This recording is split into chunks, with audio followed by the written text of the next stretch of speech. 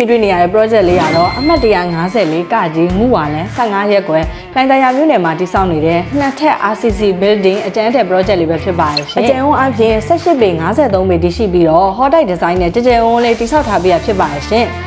This structure ပြင်စနစ်တကျအသုံးပြုထားပြီး foundation ကနေ beam, column, slat ဒီ engineer တို့တွက်ချက်မှုအတိုင်းတေချာတိဆောက်ထားတာကြောင့်ခိုင်မာမှုအပြည့်နဲ့ယုံကြည်စိတ်ချတဲ့အဆောက်အဦတစ်ခုဖြစ်လာမှာသိကြပါပဲရှင်။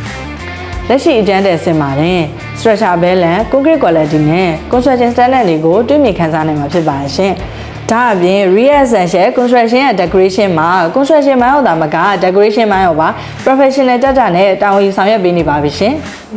အမှတ်42A ရွှေတောင်ကြား2ရက်ကွယ်ဗဟန်းမြို့နယ်မှာရှိတဲ့နှစ်ထပ်တိုက်လုံးချင်း project မှာဆိုရင်ရွှေပြားကတ်ခြင်းမျက်နှာကျက်တက်ဆင်ခြင်းနံရံ decoration design မိဖို့ကြောင့်ပြင်ဆင်မှုနဲ့စေးတုပ်ခြင်းရေလိုင်းမီလိုင်းတက်ဆင်ခြင်းပါကစ်ခင်းခြင်းအခန်းလာ interior decoration များကိုတည်သက်လှပစွာနဲ့လူကြီးမင်းတို့စိတ်တိုင်းကြဖန်တီးပြင်ဆင်ပေးနေပါပြီရှင်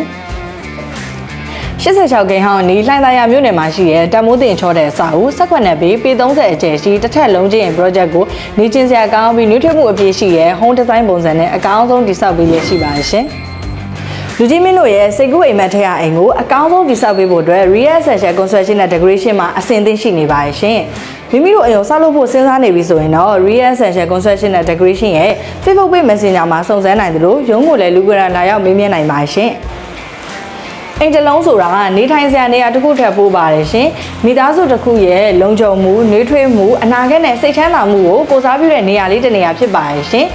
ဒါကြောင့်မို့လို့ real essential construction နဲ့ decoration မှာဆိုရင်တော့ဆောက်လုပ်ခဲ့မှုသမျှ project တိုင်းကိုဒီဇိုင်းလှပရုံသာမကဘဲနဲ့အစအဦးရဲ့ quality ခိုင်ခန့်မှုနဲ့ရေရှည်အသုံးခံနိုင်မှုတို့ကိုဦးစားပေးပြီးတည်ဆောက်ပေးလျက်ရှိပါတယ်ရှင်